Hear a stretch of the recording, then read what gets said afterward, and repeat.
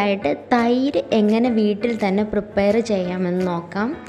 ഇതിനായിട്ട് ഞാൻ ഒരു മൺചട്ടി എടുത്തിട്ടുണ്ട്. നല്ലതായിട്ട് ക്ലീൻ ചെയ്തെടുത്തിരിക്കുന്ന മൺചട്ടിയാണ്. അതേപോലെ തന്നെ ഞാൻ തൈര് നമുക്ക് 1 സ്പൂൺ തൈരാണ് ഞാൻ ഇതിലേക്ക് എടുക്കുന്നത്. തൈര് ഞാൻ ഒരു സ്പൂൺ എടുത്തു.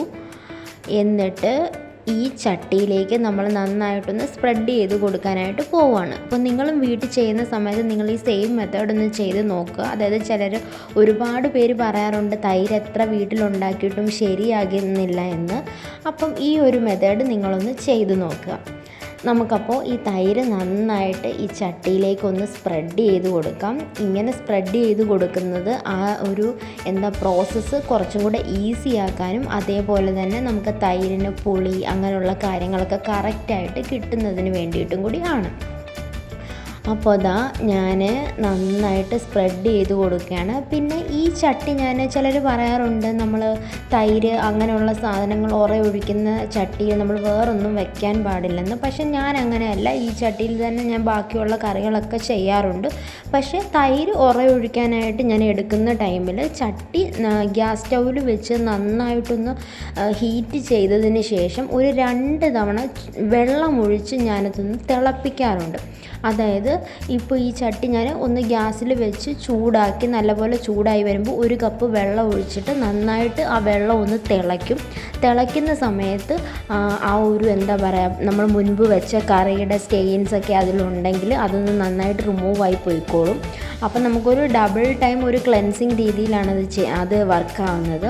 അപ്പോൾ ഞാൻ അങ്ങനെ ഒന്ന് ചെയ്ത് കൊടുത്തിട്ട് ആ വെള്ളം ഞാൻ കളയും നല്ലപോലെ തിളച്ച് കഴിയുമ്പോൾ. എന്നിട്ട് ഞാൻ സെക്കൻഡ് ടൈം കുറച്ചുകൂടി വെള്ളം ഒഴിച്ചിട്ട് ഞാൻ ഒന്നുകൂടി ഒന്ന് തിളപ്പിക്കുന്ന സമയത്ത് നമുക്ക് ഷുവറാകും ചട്ടി ഫുള്ളായിട്ട് വൃത്തിയായി എന്നുള്ളത്.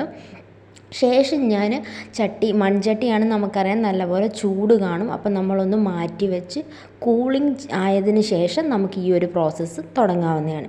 ഇപ്പോൾ തൈര് നല്ലപോലെ സ്പ്രെഡ് ചെയ്ത് കൊടുത്തതിന് ശേഷം ഞാൻ പാൽ ഒഴിച്ചു കൊടുക്കുകയാണ്. പാൽ എനിക്ക് തോന്നുന്നു ഒരു 3/4 ലിറ്റർ പാൽ ഞാൻ എടുത്തിട്ടുണ്ട്. 1/2 ലിറ്ററിനേക്കാളും കുറച്ചും കൂടി കൂടുതൽ പാൽ ഞാൻ എടുത്തിട്ടുണ്ട്.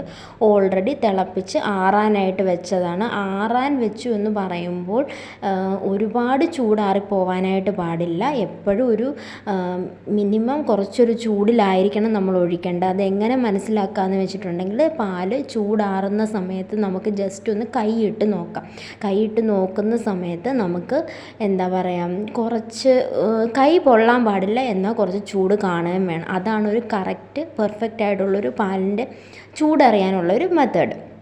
അപ്പോൾ ആ രീതിയിൽ നമ്മൾ ചെയ്തതിന് ശേഷം പാലൊഴിച്ചു ഞാൻ നന്നായിട്ട് മിക്സ് ചെയ്ത് കൊടുത്തുകൊണ്ടിരിക്കുകയാണ്. നന്നായിട്ടൊന്ന് മിക്സ് ചെയ്യുക. ആ കേട് എല്ലാ ഭാഗത്തും ഒന്ന് ആകുന്നതിന് വേണ്ടിയിട്ട് നന്നായിട്ടൊന്ന് മിക്സ് ചെയ്ത് കൊടുക്കുക. ഇങ്ങനെ മിക്സ് ചെയ്തതിന് ശേഷം നമുക്കിനി ഇത് ഒന്ന് മാറ്റി വയ്ക്കാനായിട്ട് ഇപ്പോൾ ഇത് മൺചട്ടിയാണ്. അവിടെ നിന്നിട്ട് ചെറുതായിട്ടൊന്ന് ആടുന്നുണ്ട്. അപ്പോൾ ഞാനിത് ഗ്യാസ് സ്റ്റോപ്പിലേക്കൊന്ന് എടുത്തു വെച്ചു. അപ്പോൾ ഇത് സെക്യൂറായിട്ട് അവിടെ ഇരുന്നോളും. അതിന് ശേഷം ഇനി പ്രോസസ്സൊന്നുമില്ല. നമുക്ക് നാളെ രാവിലെ ഇത് നോക്കാം.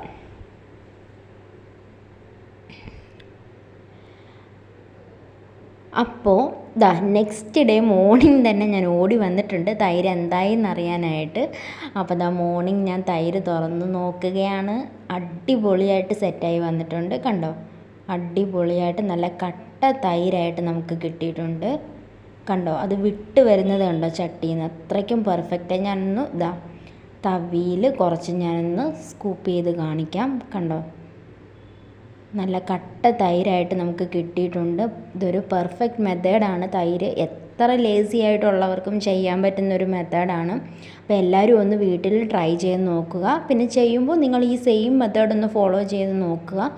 പെർഫെക്റ്റായിട്ട് തൈര് കിട്ടുന്നവർ കമൻറ്റ് ബോക്സിൽ ഒന്ന് അറിയിക്കണം. ബൈ.